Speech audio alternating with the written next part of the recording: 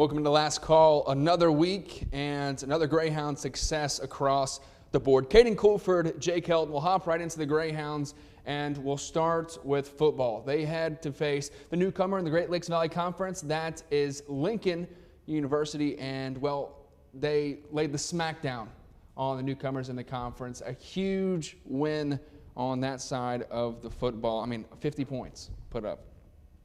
Yeah, a 52-point win against, it's a little bit lesser opponent. They're 1-10 now on the season, the opposite record of the Greyhounds. But we saw some good stuff. We got to see a lot of backups get to come in. We saw backup quarterback Chris Mullen. He led 3 scoring drives, which I thought was very impressive. Gavin Sukup started off the game with a 56-yard touchdown to Alonzo Derrick. So that kind of set the tone, and at halftime they were up by 38. Really no point in having the starters in after that. Keep them healthy for a hopeful playoff berth. And speaking of, we have figured out a little bit about that. Sunday they had the selection show. It's not really a selection show. We knew where everything was going to land after Saturday. So as of now, UINDY, they rank number 7 in Super Region 3. Some would say the hardest region of D2 college football. They're going to be playing the number 4 team in the coaches poll, the number 2 team in the Super Region, and that is going to be Grand Valley State. It's crazy because you talk about how Grand Valley is actually number 4 in the nation in the coaches poll, and they're not even atop the Midwest. You have number 1 Ferris State, who is their only loss this season ahead of them, and, well, the Greyhounds have the cards stacked against them. To have Ferris in your bracket, to have Pittsburgh State in your bracket each and every year, and to have a Grand Valley State team that you have to run through now is going to be a big task. But something to look forward to is that instead of a 10-hour drive to Pittsburgh State, it's just going to be, 4 hours to Grand Valley. You and I think have both made that drive at one point or another, and it's not too bad. And it'll be nice to be able to just go there a day, stay the night, and then wake up ready to play. And it won't be, half a week-long affair of just getting to where you want to play and then playing in Pittsburgh, Kansas. A very tough place to play. Not that Grand Valley is not, but it's definitely preferable to Pittsburgh State. Yeah, and I'm glad that you brought that up because that is going to be the next matchup. If the Greyhounds move forward, they'll play the winner of Pitt State and Harding. Harding took a loss later in the season that dropped them out of that number 1 spot. They were on a pretty big win streak, a regular season win streak at that point. So, they're going to be out for some vengeance in that playoffs. And, they're led by Khalil Eichelberger, He's got 8 touchdowns on this season, 780 yards. Might not seem like the best stats, but you got to think that this is a team with multiple running backs that rely heavily on their defense, only giving up 14 points per game, less than 250 total yards. This is a team that is very defense-oriented. They're going to try and score points on the defensive side of the ball. And I was looking at that, and I'm thinking, on paper, I think it matches up well with the Greyhounds. You have one common opponent between Grand Valley State and UINDY, and that is Saginaw Valley. Of course, the Greyhounds lost the matchup against Saginaw Valley on a rainy day, a lot of fumbles, a lot of turnovers, some mistakes. You had a chance to go win it at home, but you lost. And then Grand Valley, they won 16-9. That's a very, very low-scoring football game, especially between those two teams. So as we look at that game, Saginaw Valley losing Grand Valley by just 7. What's that say to you about how the Greyhounds stack up against them? Well, we saw that Saginaw team. It's a pretty good team, but I think that his offense is where they struggled, really. They run the ball a lot, and so they're not going to be a team to put up a ton of points. So that score doesn't surprise me. But another score I want to draw your attention to, 35-7, the final score of Ferris State versus Grand Valley State. So that's the difference between 1 and 2 in the region right now, is a 28-point difference. Now, could Grand Valley State have had a bad game? Yes.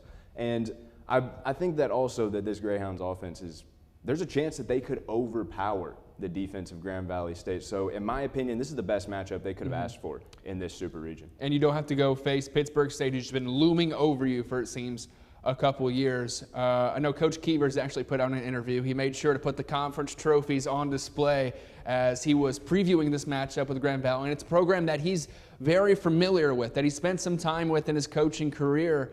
And I think it's exciting for his team. This is the, ninth time in 12 years that they're heading into a playoff spot and the third consecutive season. And this is a chance to really climb that hill, to get over the hump that you've been looking for.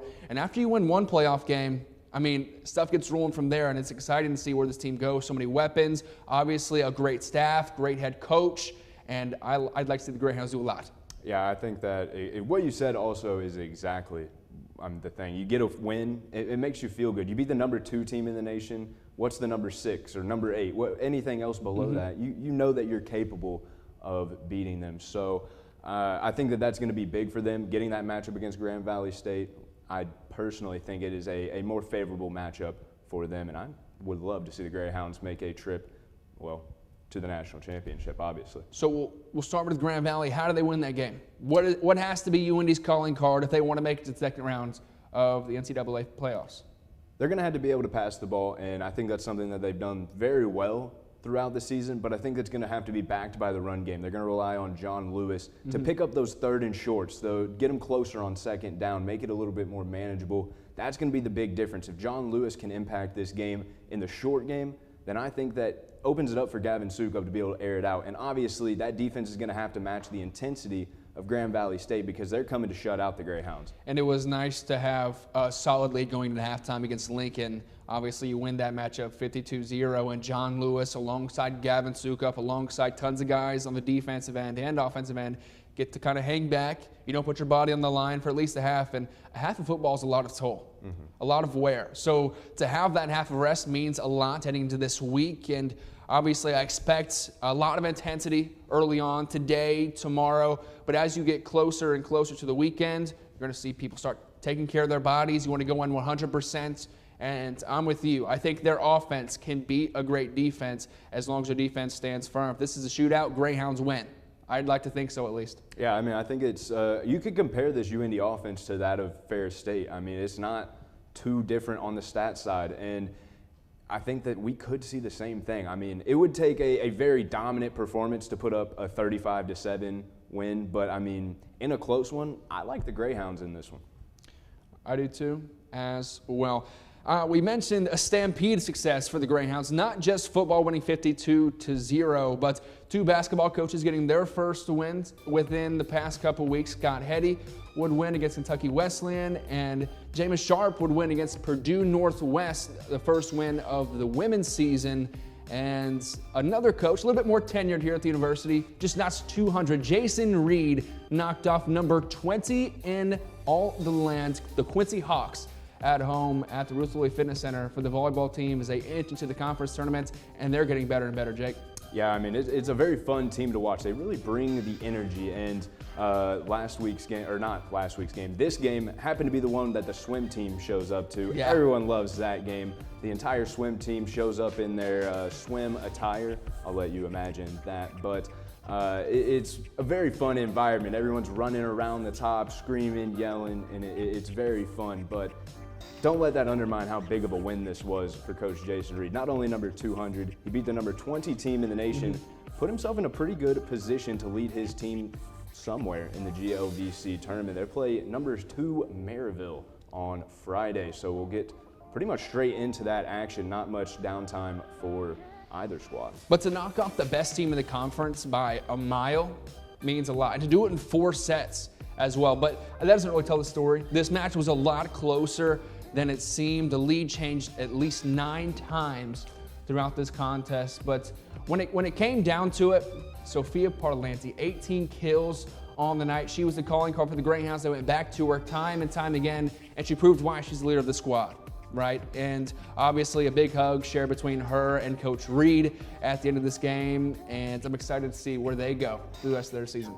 Yeah, definitely a good chance to make it to that GLVC championship. I mean, if you can knock down the number 1 team, like I just said, for the football team, it goes for the volleyball team as well. You can beat 1 through 8 as well. So I think that they stand a decent chance, and you have it pulled up there. That next game, if they win, well, they'll play Maryville, and that'll be in Williamsville, Illinois, and you'll have to see what happens on the other side of the bracket. Things are going to get mixed up, but definitely rooting for the Hounds in that one as the Greyhounds all over the place continue to succeed. We'll be back on Last Calls. We talk more football and basketball at the pro and college level.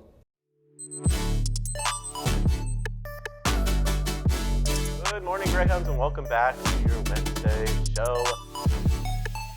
We have some very exciting things to talk about with our very special guest. So what do you find unique about UINDY, and what kind of pulled you here? What are you doing? Watching Good Morning Greyhounds every Wednesday morning at 8 a.m.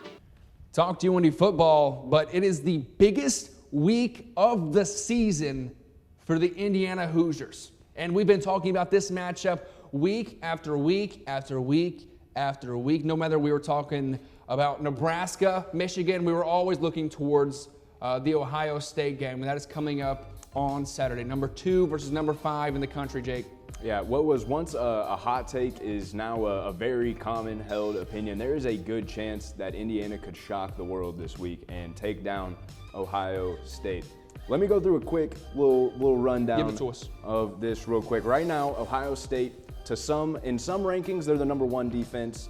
In some, they're the number 2. So for now, we'll say they're top 3 defense in all of college football. However, offensive line, they've been struggling. 79th in the nation at picking up extra rushers. So that just means they bring an additional linebacker. That's what is considered an additional rusher. So if they're unable to do that, Curt Cignetti is going to take advantage of that instantly. So what I think we're going to see a lot of short passes from Ohio State. There's going to be a lot of blitzing, a lot of pressure from Indiana.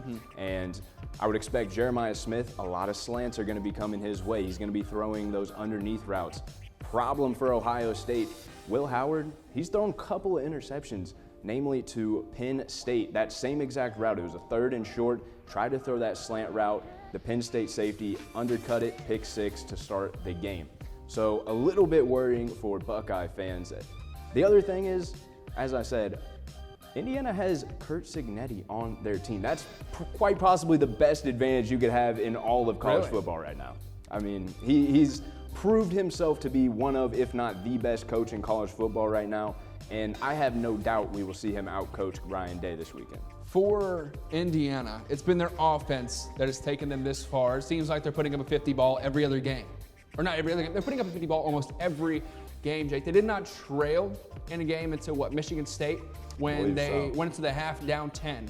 And that's absolutely crazy to think about when you're playing a Big Ten schedule. And obviously, you're not seeing a lot of ranked numbers on there, but the Big Ten's not a pushover. It's not like you're playing in the Mountain West, right? It's not like you're playing in the Sun Belt. You're playing against solid teams week in, week out, whether they have a number in front of their name or not. And those include Michigan. Those include Nebraska, even sleepers like Michigan State. So I think a lot of people are still kind of undervaluing IU heading into this matchup. What I'm not sure of, have they played an elite defense? And we say elite, you mentioned top 3. Now, Michigan's solid, but to play a premier defense, I think it's a different story, because I think about it's on a curve, right? It's not like it's A, B, C. You're going from 0 to 100 when you step onto the gridiron and play Ohio State. So is Rourke going to throw for his 325 and 3 touchdowns? It's hard to see. It's hard to see. That's what you would think, and you see that skill from IU, from Rourke, but can he do it against the best? That's the question. And that's a solid question, but as of right now, Ohio State's given up about a 61% completion rate for opposing quarterbacks, which is playing into the favor of Curtis Rourke. And then this team, it's a fairly new team, but it doesn't look like it at all. 13 of the top 14 players on this team are all transfers. Curtis Rourke from Ohio, 13 other kids from James Madison came with Curt Cignetti. So it's a new team, but I don't even think that matters. Right now, they are 4th in EPA, and that basically just means expected points added. It's kind of one of those advanced stats that not a lot of people look at, but if you're on 1st and 10, you're less likely to score in your side of the field than you are on the other side of the field. It's a very hard calculation to explain in a short time, so I won't, but them being 4th is very big for them. That means they're efficient with the ball. Ohio State, they give up the least amount of 20-plus yard plays of anybody in college football. D1, D2, D3, any level. So that's something that IU really banks on. I feel like they have a lot of big plays that brings a lot of the energy, especially early into the game. So they're going to have to find other ways to bring that energy, especially at one of the hardest places, if not the hardest place to play in the nation. I could definitely see Ohio State walking the football down the field and making this a game where time of possession becomes a huge factor. They have a very solid running game at Ohio State and a very solid defense, not solid, amazing defense to back them up. So it's not like they need to kill you via the air raid. They don't need to throw for 400 passing yards. They can run for 250, score a couple touchdowns, play some defense, and get it done. But what I like about the Hoosiers is they're blowing everybody out. They're blowing everybody out, which is why people are really counting them in this ballgame. It's why people think this game is going to be within 1 or 2 possessions. Right now, Ohio State's a 10.5 favorite. What do you think? I think that's a pretty good line. I will say one thing I forgot to say about Kirk Cincinnati. He is 10-2 coming off of the bye, averaging 38 points per game through his entire college coaching career at the D2 level with us at IUP and then also at James Madison as well as Indiana. So, I mean, I expect to see the same. He's not going to have an unprepared team coming into this game. They're going to have a game plan cooked up for Will Howard. They got to find some way to stop Jukins and Henderson. That's going to be their kryptonite. If they can't stop him, or if they can't stop them, then it's going to be a struggle defensively. We'll wrap it up soon. Give me a prediction. Final score. I'm going to go Ohio State 35, Indiana 28. Okay, give me IU 31-28. IU wins. There you go. We'll wrap up that segment. Let's go Hoosiers heading into this weekend, right? That'll be at noon. Can't wait. We'll both be watching that one for sure. We're going to come back and take a look at the Colts and Pacers on Let's Go. In the heart of Indianapolis, our main mission is to keep you informed, bringing you local and national news.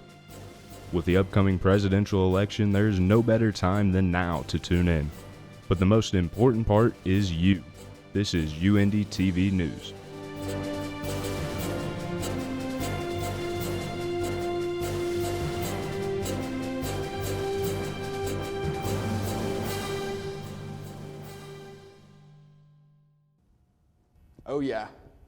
Oh yeah, Colts are back, baby. 5-6 on the season. Knock off the Jets. In New York, Anthony Richardson might have just outplayed Aaron Rodgers, in my opinion, a top 5 quarterback of all time. And coming off of a couple weeks on the bench, Anthony Richardson getting it done. What do you think, Jake?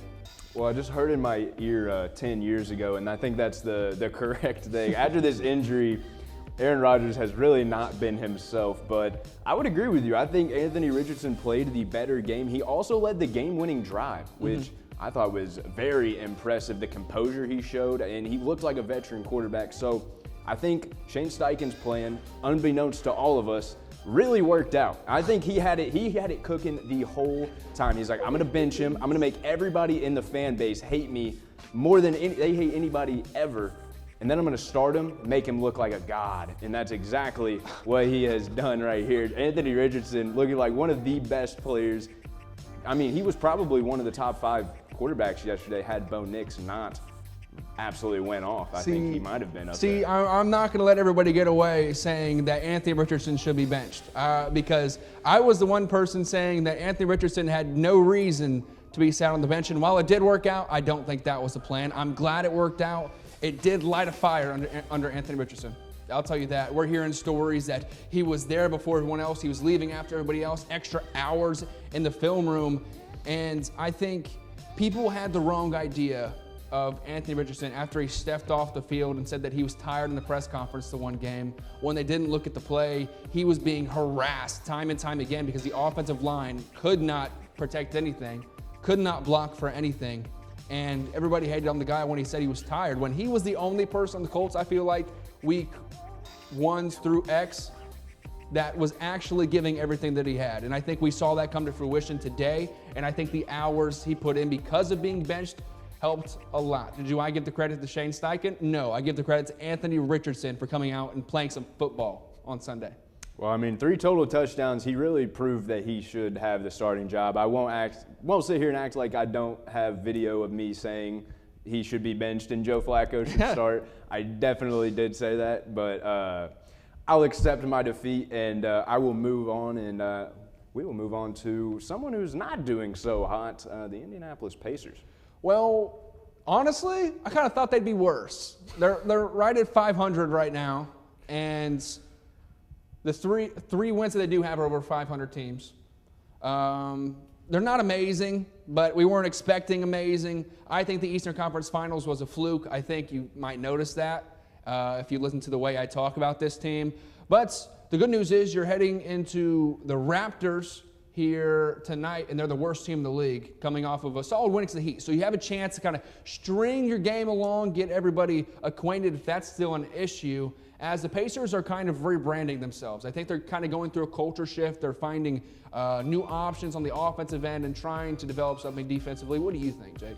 Well, I mean, if you look at the Pacers, as of right now, they are very reliant on how Miles Turner plays. If he plays good, they tend to win. If he doesn't, they tend to lose. And I don't think that's the guy that you want your season riding on. I think you would really prefer that to be someone more like a Halliburton or a star player like Siakam. But I do think that we might see a little bit more Jarice Walker in these next couple of games. Nimhard and Nesmith both out, as well as James Wiseman. He doesn't get a ton of minutes, but that's the extra big man on that team. They're all out with lower leg injuries. Something to note for this game, though, is that Scotty Barnes and Emmanuel Quickley still out, so the Pacers need to take advantage of this one. All of the local news that was covering this, they said this is a must-win for the Pacers here.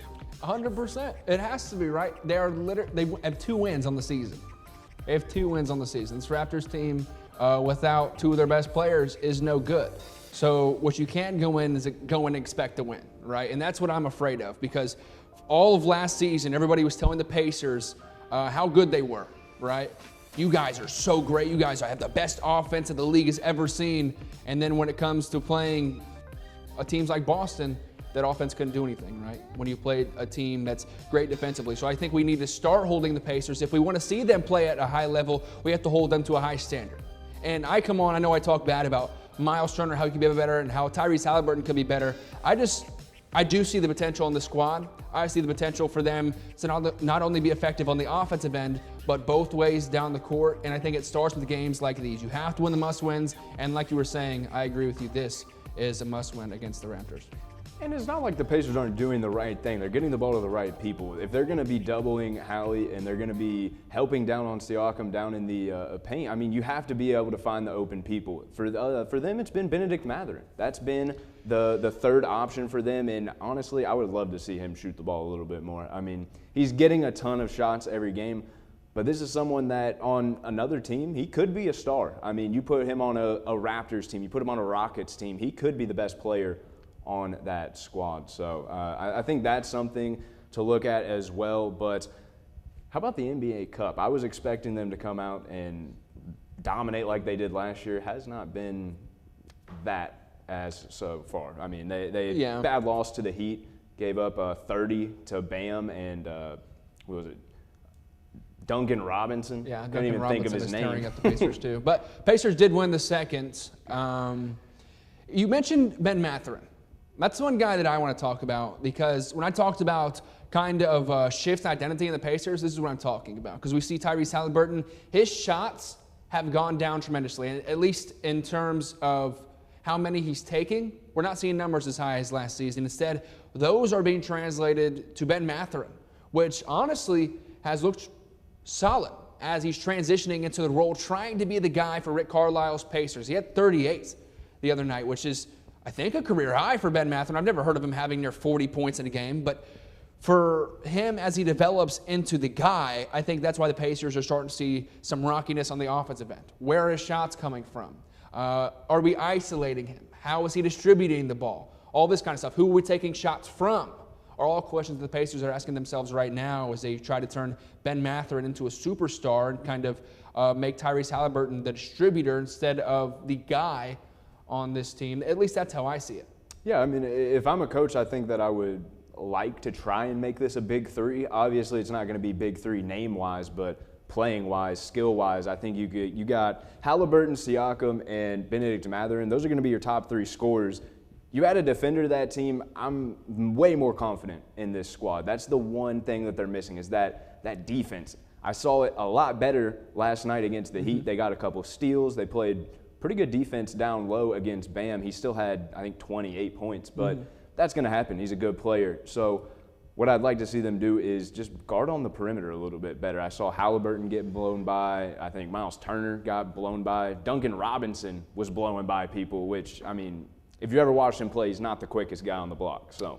And for the Pacers, we'll address this as the season goes on. It's all about pace for them. If they can play fast offensively, then there's no reason they shouldn't be able to play fast defensively as well, force turnovers, and become a premier team in the NBA, which I think we both think that they have the potential to be. And we'll keep tabs on the Pacers as their record fluctuates. Honestly, expect them to hover around 500, and they'll either break one way or break the other. We're hoping it's on the upside as you see the NFL logo come across the screen, and that means it's about time for our Primetime Pick Em here on Last Call. Caden, Colford, Jake Helton, and what we do is we have our picks for the primetime games this week in the National Football League. And as we start, you've been watching TikTok, I'm sure, and you're hearing the songs come out about Dallas, which aren't exactly supporting Jerry Jones's franchise for sure. So I'm not seeing a lot falling Dallas's way. I don't think this game does either. Give me C.J. Stroud and the Texans. Yeah, for anyone who doesn't know, the Cowboys have not won a home game in all of 2024. They are the only professional sports team to not have a home victory in the year of 2024. They have 4 more games. This is one of them. I don't think they win it. I'm going to have to stick with you on this one. C.J. Stroud, I think he's getting it done. Missing a couple weapons. Defense is a little bit iffy, but Cooper Rush, he's probably going to throw 3 interceptions tonight. Like, first game back, I would not be surprised. That's a lock. That's a lock. Write it down. As we move into the second matchup, Steelers at Browns. And 2 teams that I feel like can have good games, have bad games. What are you looking at? Any team that can score 0 touchdowns and still win, I mean, they're going to be on the up for me. So I'm going to have to go with the Steelers on this one. But, I mean, they scored 0 points against the Ravens, 0 touchdowns, against the Ravens. Chris Boswell scored 24 points in fantasy against me, and I lost because of it, so I'm not too happy about that. But they didn't score a single touchdown against the Ravens, and they won. A team that finds a way to win, right? Joe Burrow, 5 touchdowns, they lose. Well, I'm with you. I'm with you this time. Steelers going to take it against the Browns, who I don't feel like can put an offense together, really, especially not one that's going to beat a defense and the Steelers. So we're 2 for 2. Our records might be going up as we head into the third matchup. Eagles at Rams. I like the Rams. I like the Rams at home against the Eagles. That's my pick. You know, as we get deeper and deeper into this game, it's less about what you see in teams, but how I'm gonna beat you. You're circled on my calendar. I'm writing down Jake right now. You're circled on my calendar. I have to beat you. This is the matchup today that's gonna win. This is separating me from you and puts me 1 game higher. See, this is where research comes in very handily. If you did any research about the Eagles, you'll know they've been able to hold the other team's #1 receiver to under 50 yards in every single game this year. Anyone who has had a top receiver in fantasy will know they have absolutely locked him up. They got Cooper DeJean back there. He's been picking everyone off. I am very confident in this Eagles secondary. I'm going to go with the Eagles, so maybe I'll get a game back on you here. I might have to do that too. Yeah. I might have to. What's the last day of the NFL season? We'll get there when we get there. I'm crossing this bridge right now, man. Look, record tells the story. I've been ahead, staying ahead. That's the plan. But, I mean, there's no point in playing conservative. I'm here to win. I'm here to win by a lot and expect that number to go up. Yeah, I don't know about all that. I think that we're going to see a 13-10 there and then a 13-10 there. So I'm going to get it back even, set the playing field even, and then I'll start to go up from there. Personally, I play the best when there's pressure put on. Personally, I play the best in the fourth quarter. I'm going to be there. I promise you. My money's going to be on the table, not literally, but I'll be there, and we're expecting to see Caden take this win for sure.